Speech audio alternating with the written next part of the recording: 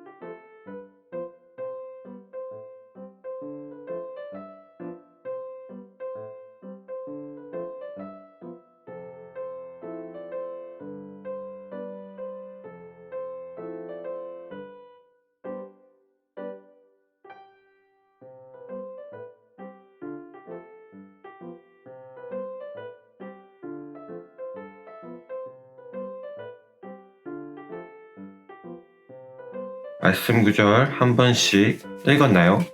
오늘 본문 말씀은 선생님과 다시 한번 보도록 할게요.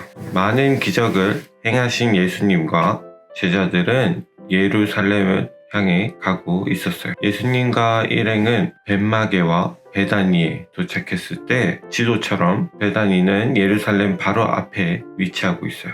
예수님이 두 제자에게 말씀하셨어요. 맞은편 마을로 가면 아무도 타보지 않은 나귀 새끼 한 마리가 있을 것이다. 그 나귀를 데려오너라. 그리고 만일 누가 왜 나귀를 가져가나요?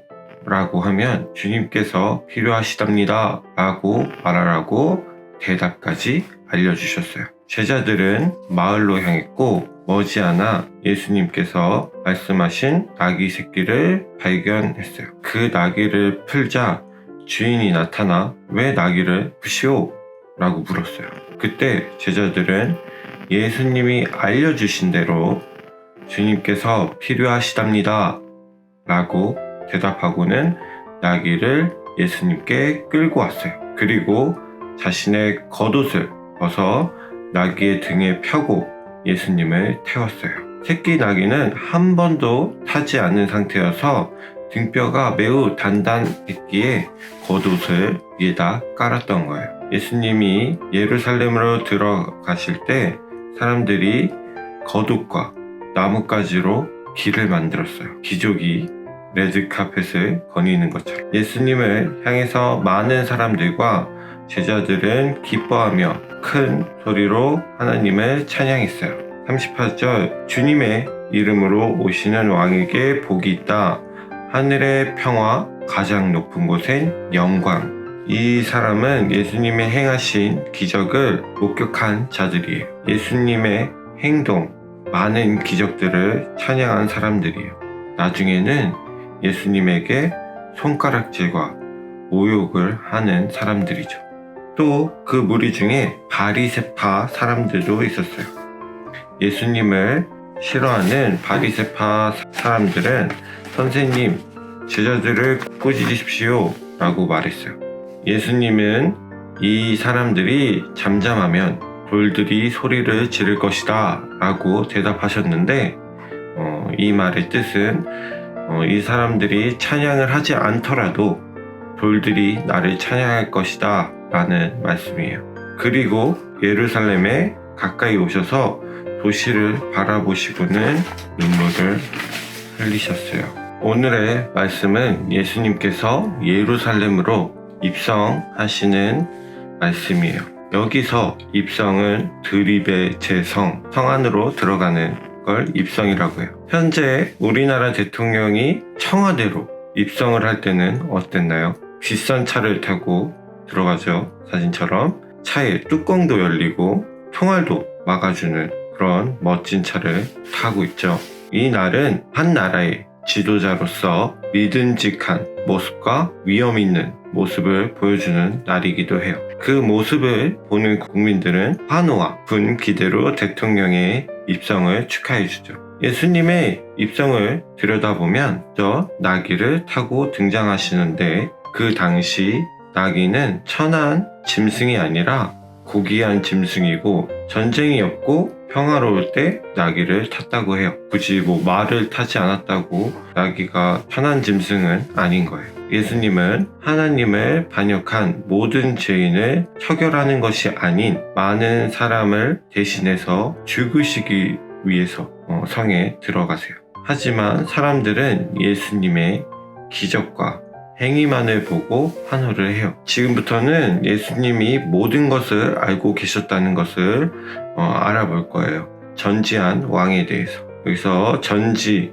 뭘까요? 모든 것을 알다. 또 다른 말로는 알지 못하는 것이 없다. 예수님은 아버지의 때, 시간을 정확히 알고 계셨어요. 예수님은 죽음을 당하실 줄 알고도 예루살렘으로 향하셨던 거예요. 30절, 9절은 아주 구체적으로 설명해 주시는데 예수님은 그 마을에 가신 적이 없으신데 두 제자에게 곧 나귀를 볼 것이고 더 구체적으로 매여 있는 나귀와 나귀 새끼가 함께 있는 것을 볼 것이다 라고 하셨어요.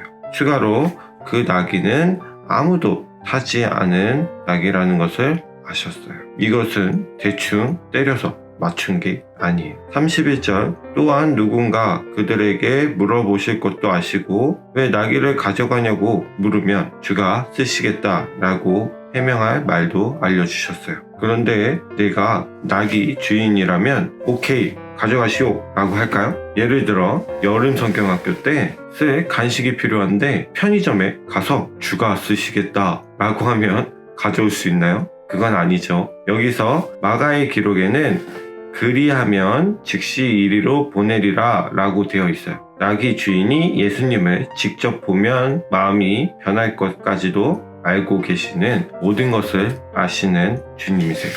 다음으로 예수님의 입성이 순탄했나요? 아니죠. 예수님을 반대하는 사람들도 있었어요. 모든 사람들이 예수님의 입성을 기뻐할 때 그렇지 않은 사람들이 있었어요. 그건 바로 바리새인들이에요. 바리새인들은 예수님을 인정하기 싫어서 주님이라고 하지 않고 선생이여 라고 호칭을 사용하고 예수님이 자신들의 관심과 찬양을 빼앗아가는 존재라고 생각했던 매우 교만한 사람들이에요. 공과를 더 나가면 이 바리새인들이 예수님에게 어떤 나쁜 행동을 했는지 알 수 있어요. 오늘 본문을 듣고 우리 친구들이 상상해봤으면 좋겠어요. 예수님이 나귀를 타고 예루살렘이 아닌 내 마음으로 걸어오고 계세요.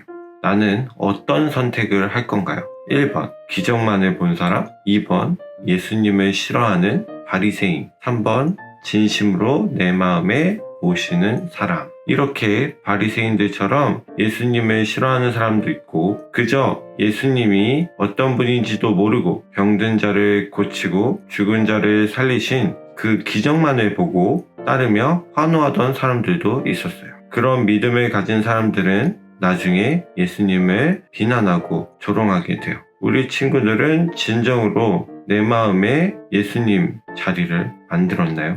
우리 친구들이 많이 아는 찬양의 가사인데 선생님이 한 구절만 읽어볼게요. 내 마음에 한 자리, 가장 귀한 그 자리, 주 오셔서 앉으소서, 주님만 나의 보배.